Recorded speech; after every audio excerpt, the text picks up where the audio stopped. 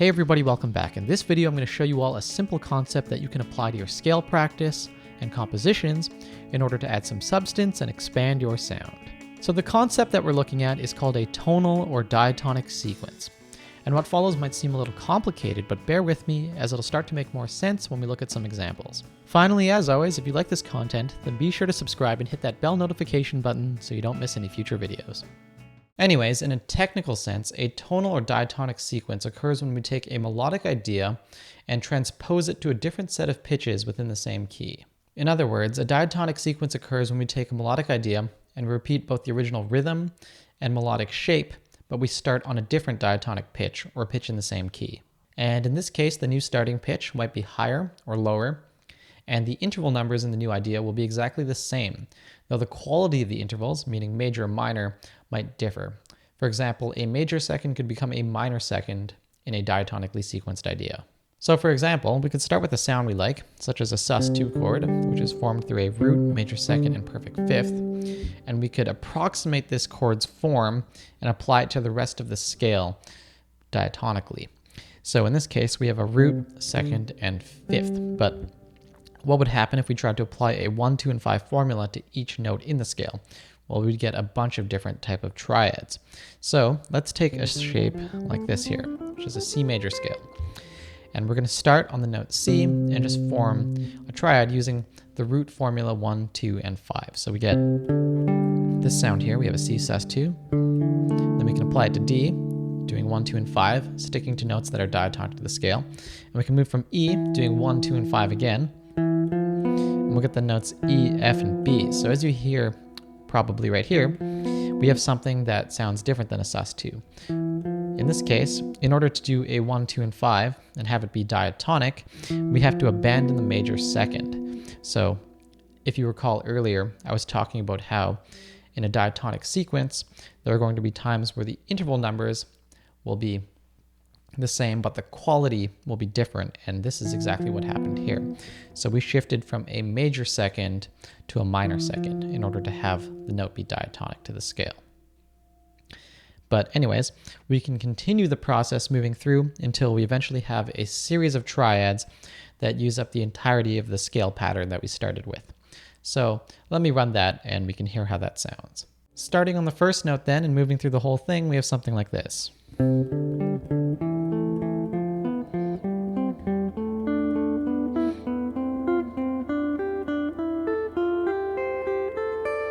And if I descend,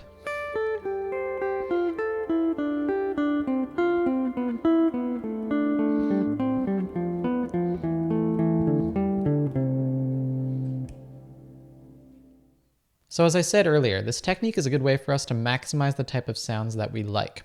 And I believe that it does this as it allows us to hear all of the available options within a single key that share a similar form to the original thing that we enjoy.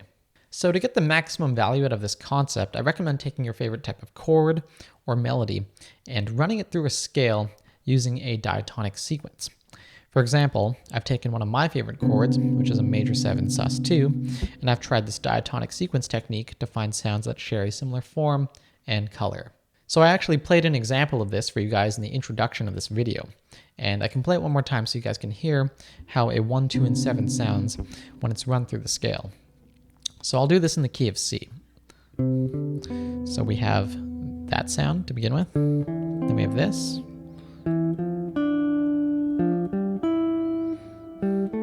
If I move a little faster.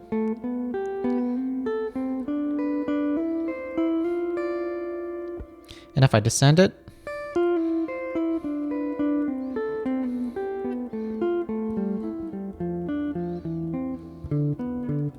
We'll have something like that. So once again, before we move on, just as a reminder, when we sequence things, the new chords will share the same interval numbers, but the qualities might differ. So recall again that we started with 1 major second and major seventh. Well, if I move on to the second chord here, based off the second degree of the scale D, in the key of C, then we'll see that we have a root, major second, but now the seventh has become a minor seventh. And for the third chord, we have something that's quite different in terms of the quality of the intervals again. We have, yet again, a second, but now it's a minor second, and we have a minor seventh. So just to refresh your memory, that happens because we are doing diatonic moves. So in order to keep things diatonic, we have to shift the quality of the intervals. If we had a major second, for example, based off the note E, that would no longer be diatonic, as we have the note F sharp as a second, which is not in the key of C. So yeah, important to keep that in mind. The intervals stay the same, but the qualities are different. Okay, before we end, I just want to briefly touch on a few ideas that you guys can use for practicing diatonic sequences. The first thing I recommend is to practice your sequences on more than one scale pattern. So if you practice on just one scale pattern, you're going to get very comfortable in one position, and you will not be able to anticipate or play these diatonically sequenced ideas when you're in a different type of fingering.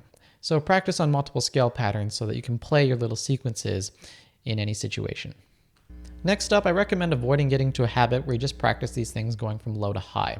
It's also important to know how to descend them, so practice moving in the other direction so that you don't get too static with what you practice. And finally, probably the best thing you can do is to use these things in a musical context. So I recommend trying to write riffs with these ideas and trying to improvise with them. And also remember that you don't have to play them in such a linear fashion. So when you're practicing them, you don't necessarily need to play them all in the order of first chord, second chord, third chord, fourth chord, etc. Or chord based off C, chord based off D, chord based off E, chord based off of F. You can play these chords in whatever order you would like.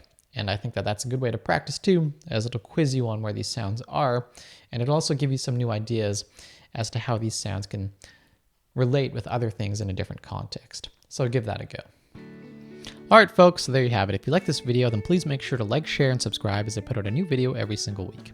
And if you want to support the channel, then please consider checking out my Patreon page, where for as little as $1 a month, you guys will have access to some bonus content like guitar tabs, lesson notes, chord diagrams, and other little goodies like that. And honestly, the Patreon page really helps me out, as it allows me to get some extra equipment to make these videos better.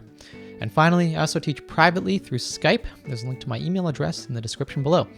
So thank you all for watching, and I will catch you guys in the next video. Bye.